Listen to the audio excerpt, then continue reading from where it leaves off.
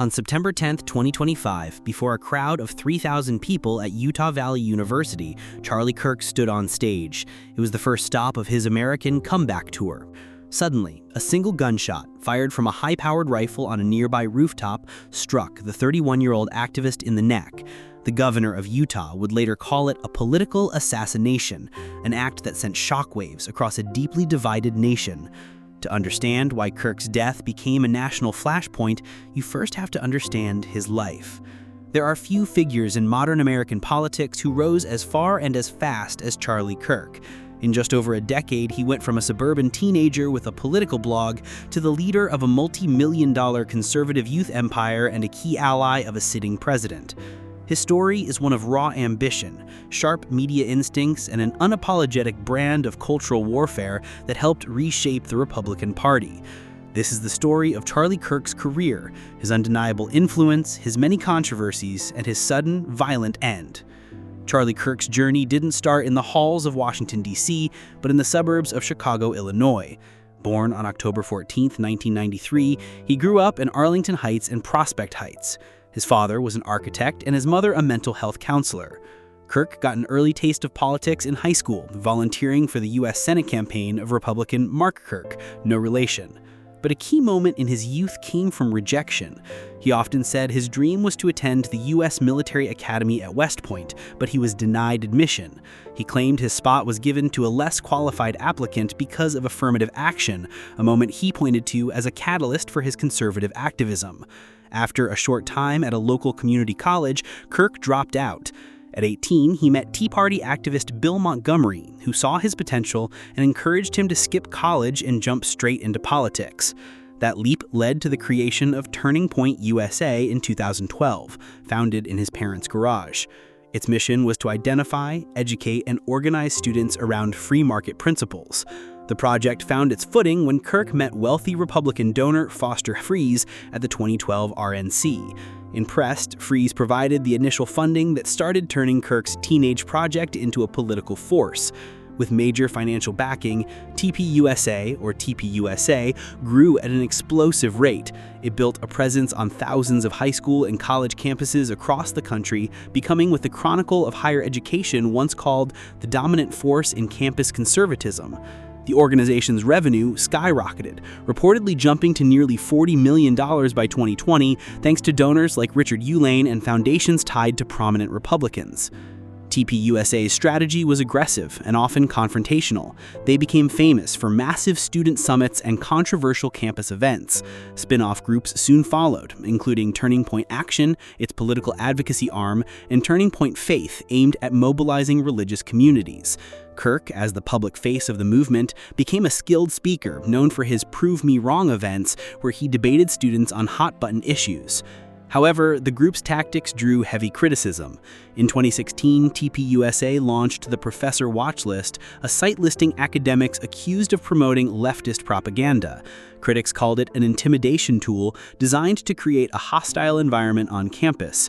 A similar school board watch list later targeted officials over issues like mask mandates and anti-racist curricula.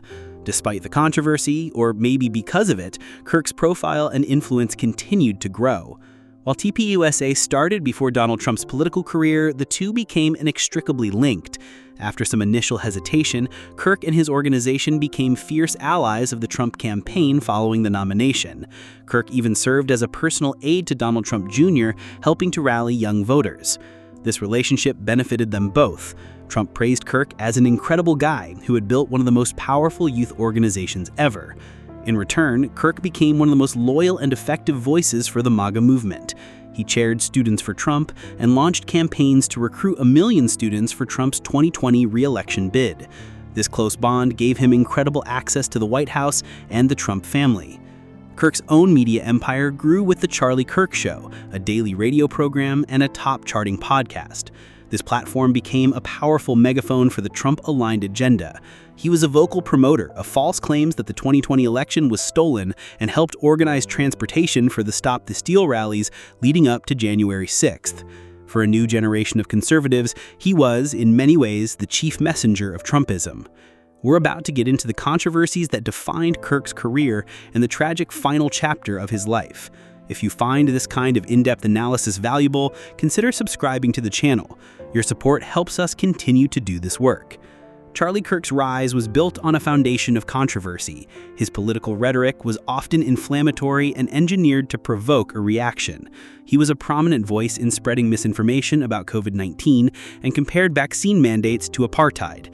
He sparked major backlash for his views on civil rights, calling the landmark Civil Rights Act of 1964 a huge mistake and describing Martin Luther King Jr. as awful.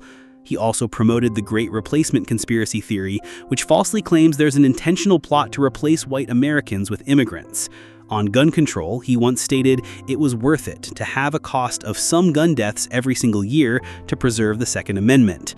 While these statements drew fierce condemnation from his opponents, they solidified his standing with his base and kept him at the very center of America's cultural wars. Away from politics, Kirk presented himself as a family man. He married Erica Franzvav, a former Miss Arizona USA and entrepreneur, in May 2021.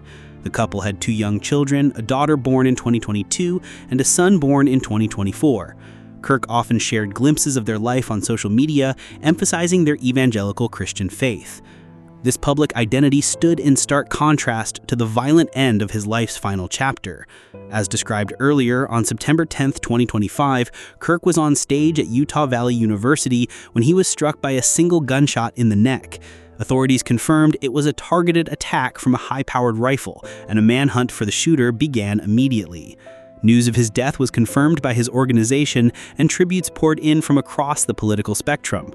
Former President Donald Trump called him a martyr for truth and freedom and announced he would be posthumously awarded the Presidential Medal of Freedom. Charlie Kirk's life was cut short at just 31 years old, but his impact on American politics is undeniable. From a college dropout, he built a political machine that reshaped youth conservatism in America.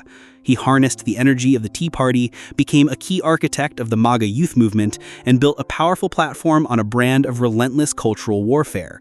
His career was a case study in modern political influence, showing how media-savvy and confrontational rhetoric could create a star.